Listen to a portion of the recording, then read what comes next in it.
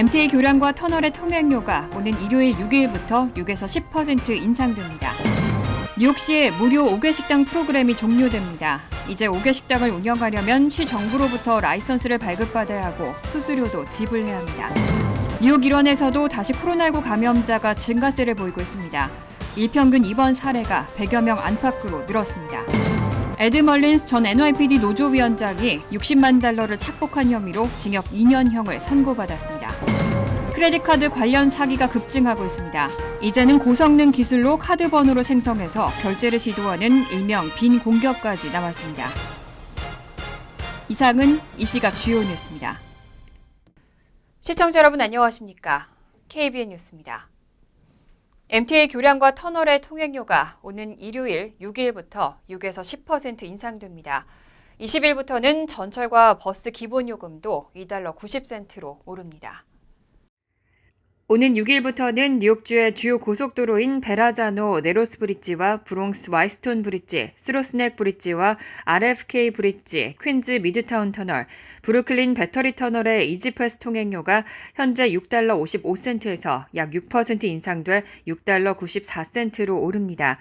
우편으로 통행료를 청구할 경우에는 기존 $10 17센트에서 10% 인상돼 $11 19센트로 오릅니다. 장착 오류로 인해 이지패스 보유자의 태그를 읽을 수 없어 차량 번호 조회를 통해 통행료가 청구될 경우 이지패스 요금보다는 높고 이지패스 미부착 차량보다는 낮은 요금인 미드티어 요금이 적용되는데 현재 $8 36센트에서 $9 11센트로 인상됩니다.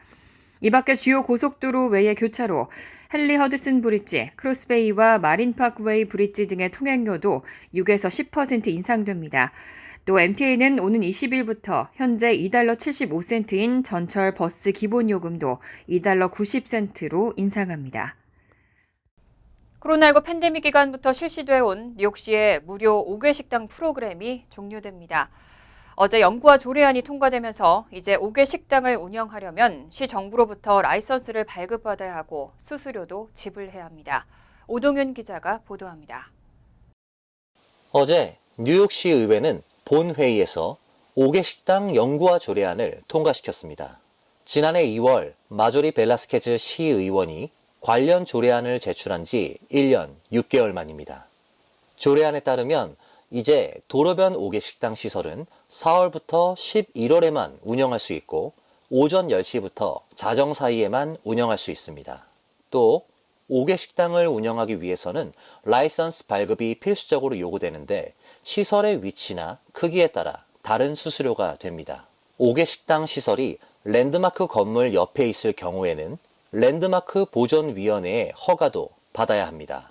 뉴욕시 5개 식당에 대한 반대 여론도 적지 않았던 만큼 그간 조례안은 몇 차례 수정 작업을 거쳤습니다. 특히 지금까지는 허용되었던 쉐드 형식의 5개 식당은 더는 허가하지 않기로 하면서 도심 미관과 위생 문제에 대한 우려는 피해갈 수 있을 것으로 보입니다. 이번 조례안에 대해 에릭 아담스 뉴욕시장은 즉시 성명을 내고 통과를 환영했습니다. 뉴욕시는 내년 11월까지 단계적으로 5개 식당 연구와 조례안의 내용을 적용해 나간다는 방침입니다. KBN 뉴스 오동윤입니다. 뉴욕 일원에서도 다시 코로나19 감염자가 증가세를 보이고 있습니다. 코로나 검사를 하는 사례가 많지 않아서 공식 감염 사례는 많지 않지만 일평균 입원 사례가 100여 명 안팎으로 늘었습니다. 뉴욕주 보건국에 따르면 지난 2일 기준 뉴욕주에서의 코로나19 감염으로 인한 입원 사례는 일평균 100건 안팎으로 지난주와 비교해 22% 늘었습니다. 주 보건국에 보고된 코로나19 감염 사례도 한 주 평균 824건으로 전주 대비 55% 늘었습니다. 뉴욕시 일일 평균 감염 사례는 363건에 불과하지만 사람들 대부분이 적극적으로 코로나19 테스트를 하지 않는 것이 원인으로 보입니다. 뉴저지주에서도 코로나19 입원 사례는 지난주보다 28% 증가했습니다. 주 보건국은 면역력이 약한 경우나 고령층은 코로나19 감염 시 타격이 클 수 있기 때문에 특별히 조심해야 한다고 경고했습니다. 또 코로나19 확산을 방지하기 위해서 증상이 있을 경우에는 꼭 재택 테스트 등을 해보라고 당부했습니다. 이 밖에 미 전역과 세계 각국에서도 코로나19 재유행에 대한 경고가 나오고 있습니다. 연방질병통제예방센터에 따르면 지난달 16일부터 22일까지의 코로나19 입원 건수는 8,035건으로 전주와 비교해 12.1% 증가했습니다. 특히 텍사스주의 일부 지역은 250%, 오클라호마주의 일부 지역은 450% 급증한 것으로 나타났습니다. 뉴욕시가 쏟아져 들어오는 망명 신청자를 감당하지 못하고 있습니다. 쉘터는 이미 포화 상태입니다. 이제는 맨하튼의 센트럴파크에 텐트를 세우는 방안까지 검토되고 있습니다. 뉴욕시 당국이 센트럴파크와 브루클린의 프로스펙트 파크 등지에 이민자를 수용하는 방안을 검토하고 있는 것으로 전해졌습니다. 앤 윌리엄스 아이솜 뉴욕시 부시장은 어제 기자회견에서 뉴욕 공원에 이민자들을 수용하는 방안과 관련된 질문에서 모든 방안이 테이블 위에 있다면서 공원 역시 이주민 임시 수용시설 부지로 검토 중인 3,000곳에 포함돼 있다고 대답했습니다. 뉴욕시는 센트럴파크와 프로스펙트 파크, 랜들섬, 그리고 브루클린의 YMCA, 스테튼 아일랜드의 레크리에이션 센터, 요크 칼리지 등 대학 캠퍼스와 퀸즈의 시티필드 주차장 등을 망명 이민자들을 위한 수용시설 부지 후보로 고려하고 있는 것으로 전해졌습니다. 지난 15개월 동안 뉴욕시에 유입된 망명 신청자는 9만 5천 명이 넘습니다. 지난달 30일 기준 뉴욕시 보호시설에 수용된 인원은 10만 7,900명에 달하는데 지난해 1월에 4만 5천 명보다 2배 이상 증가한 것으로 역대 최대 규모입니다. 그리고 현재 보호시설에서 생활하는 사람의 절반 이상인 약 5만 6,600명이 이민자들로 추산되고 있습니다. 뉴욕 경찰 노조는 미국에서 가장 큰 경찰 노조 가운데 하나인데요. 에드 멀린스 전 NYPD 노조 위원장이 60만 달러를 착복한 혐의로 징역 2년형을 선고받았습니다. 맨하튼 연방법원 존 코엘 판사는 어제 에드 멀린스 전 NYPD 노조 위원장을 대상으로 2년 징역형과 함께 착복한 60만 달러를 몰수하고 같은 금액에 해당하는 60만 달러를 배상금으로 지불하라고 판결했습니다.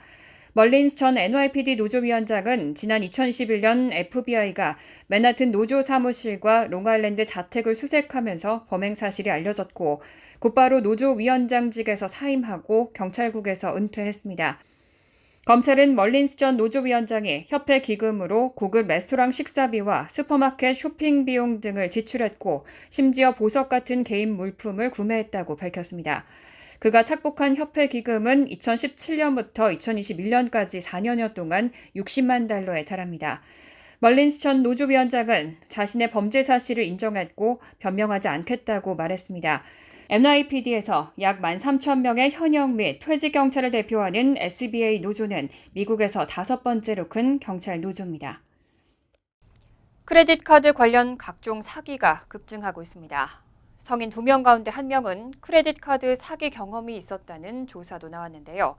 이제는 고성능 기술로 카드 번호를 생성해서 결제를 시도하는 일명 빈 공격까지 나왔습니다. 연방공정거래위원회는 올 1분기 동안 크레딧 카드 관련 사기 건수가 직전 분기와 비교해 15% 증가했다고 밝혔습니다. 그런데 과거에는 크레딧 카드 스키밍 사기가 기승을 부렸다면 이제는 고성능 컴퓨터를 사용해 크레딧 카드 또는 데빗 카드의 은행 식별 번호, 빈 공격이 급증하고 있습니다. 빈 공격은 카드 일련 번호 16자리 중 처음 6자리에서 8자리가 특정 은행이나 카드사의 특정 상품을 나타내는 고유 번호인 빈이라는 것을 노리고 카드 번호를 알아내는 수법입니다. 즉, 빈 번호는 고정값이기 때문에 이 6자리에서 8자리를 알면 무작위로 번호를 생성시키는 프로그램을 활용해 나머지 8자리에서 10자리를 알아내는 겁니다. 전문가들은 사기범들이 이렇게 알아낸 카드로 전자상거래 사이트 아마존에서 소액 결제를 통해 카드 사용 가능 여부를 확인한다고 지적했습니다. 아마존은 결제 시 고객에게 카드 번호와 유효기간만을 요구하기 때문에 사기범들이 무작위로 생성한 카드 번호로 결제 실험을 하기가 용이하다는 지적입니다. 전문가들은 수시로 카드 청구서를 확인해서 본인이 쓰지 않은 거래 내역에 대해서는 바로 은행에 신고하는 방법이 최선의 예방책이라고 조언했습니다. 한 보안 전문가는 1달러를 포함한 소액 결제가 큰 금액의 사기로 이어질 가능성이 크기 때문에 소액 결제라도 바로 조치를 취해야 한다고 당부했습니다. 캘리포니아주가 동물권 강화를 위해서 내놓은 돼지 사육장의 공간을 확대하라는 법안이 7월 1일부터 발효됐습니다. 그런데 실질적으로 이 기준을 충족하는 사육장이 거의 없다는 게 문제입니다. 최근 삼겹살 도매 가격이 지난달과 비교해 3배까지 폭등했습니다.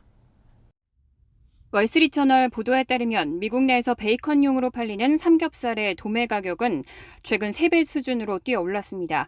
삼겹살 도매 가격은 지난 5월 하순만 해도 1파운드당 70센트 수준까지 떨어졌지만 지난달 말에는 $2 30센트로 급등했습니다. 이런 현상은 지난 2018년 캘리포니아 주의회가 제정한 동물복지법 때문입니다. 이 법은 육류업자들이 돈육 생산용 돼지에 최소한 24제곱피트 넓이의 사육 공간을 제공하도록 하고 이보다 좁은 공간에서 사육된 돼지의 돈육을 캘리포니아에서 판매할 수 없게 했습니다. 그런데 월스트리트저널에 따르면 현재 미국의 돼지 사육업체 가운데 마리당 24제곱피트 넓이의 사육 공간을 확보한 업체는 거의 없습니다.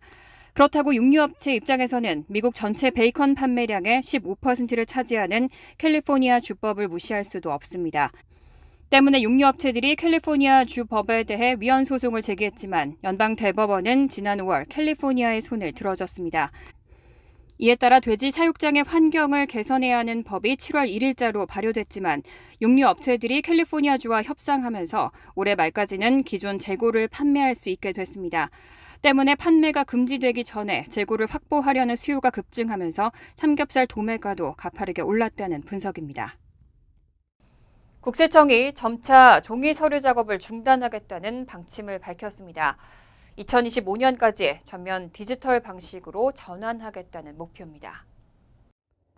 제니 옐런 재무장관과 데니 워펠 국세청장이 지난 2일 국세청의 서류 작업을 줄이는 종이 없는 계획을 발표했습니다.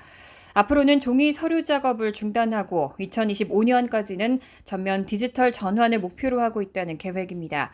이에 따라 납세자들은 다음 세금 신고 시기부터 종이 서류 제출이 아닌 디지털 서류를 제출해도 될 것으로 전망됩니다. 지난해 8월 법으로 통과된 인플레이션 감소법에 따라 앞으로 IRS의 이런 계획을 위해 10년간 $800억 현금이 지원될 예정입니다. 옐런 의장은 버지니아주 맥린에 있는 국세청 서류 처리 시설을 방문한 자리에서 다음 세금 신고 시즌이 되면 납세자들은 서신, 비과세 양식, 통지 응답을 디지털 방식으로 국세청에 제출할 수 있게 될 것이라면서도 여전히 종이 서류를 제출해도 무방하다고 덧붙였습니다. 종이 없는 계획에 따르면 대부분의 납세자들은 2024년부터 세금 신고서를 제외한 모든 서류를 디지털 방식으로 제출할 수 있습니다. 또 2025년까지는 세금 신고서를 포함한 모든 업무를 디지털 방식으로 처리할 수 있게 됩니다.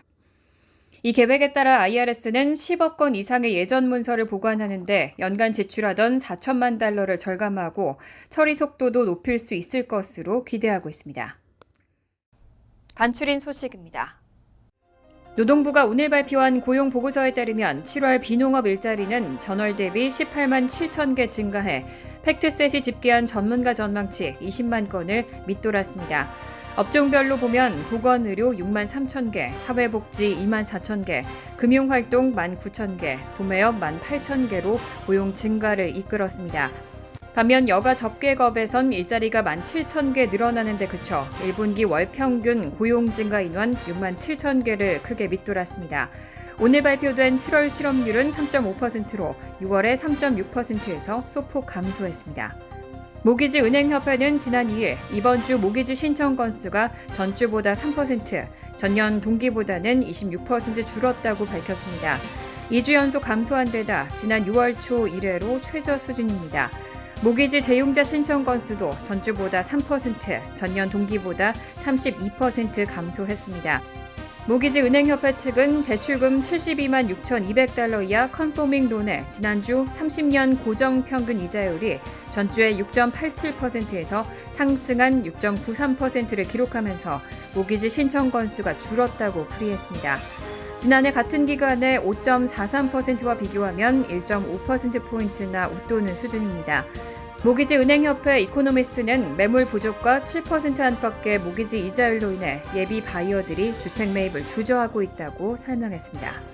캘리포니아 북부 지방 법원에 따르면 테슬라 모델 Y 등 소유주 3명은 테슬라가 주행거리를 허위로 광고했다며 지난 2일 집단 소송을 제기했습니다. 이들은 자신들의 차량이 광고된 주행거리에 크게 미치지 못해 회사에 민원을 제기했지만 받아들여지지 않았다고 주장했습니다. 모델 Y 소유자인 제임스 포터는 소송에서 한 번 운전할 때 92마일을 운행했는데도 주행할 수 있는 거리는 약 182마일이 없어졌다고 밝혔습니다. 이들은 테슬라가 정직하게 주행 범위를 광고했다면 테슬라 모델 차량을 구입하지 않거나 비용을 훨씬 더 적게 지불할 수 있었을 것이라고 주장했습니다. NYPD에 따르면 지난달 22일 정오께 퀸즈보로 플라자 전철역 중간층에서 전철 탑승객을 상대로 한 아시안 혐오 범죄가 또다시 발생했습니다. 용의자는 7번 전철 탑승객인 31세 남성에게 아시안을 혐오하는 욕설 발언을 한 후 주먹으로 얼굴을 수차례 가격하고 도주했습니다. 피해 남성은 얼굴에 멍이 드는 등 부상을 입었지만 병원 치료는 받지 않았습니다. NYPD는 이번 사건을 증오범죄 태스크포스에 넘겨 용의자 검거에 나섰습니다. 용의자는 검은 피부색을 가진 30대에서 40대로 키는 약 6피트, 몸무게는 약 180파운드의 건장한 남성입니다. 사건 당시 검정색 진 재킷과 검정색 반바지, 흰색 양말과 검정색 줄이 들어간 흰색 운동화, 흰색 야구 모자를 착용하고 있었습니다. 환율과 증권 소식입니다.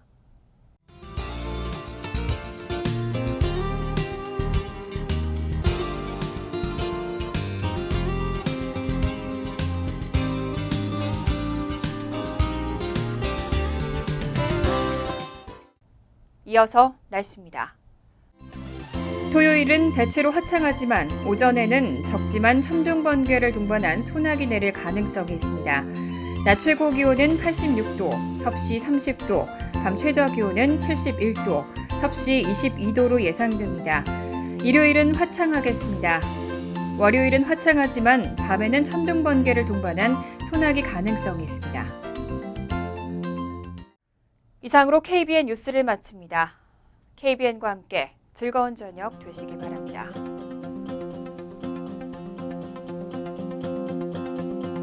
미 동부 최대 한인방송 KBN이 제작하는 KBN 뉴스는 웹사이트 mykbn.com 그리고 유튜브와 페이스북에서 다시 보실 수 있습니다. 좋아요, 구독, 알림 설정은 뉴스 제작에 큰 도움이 됩니다.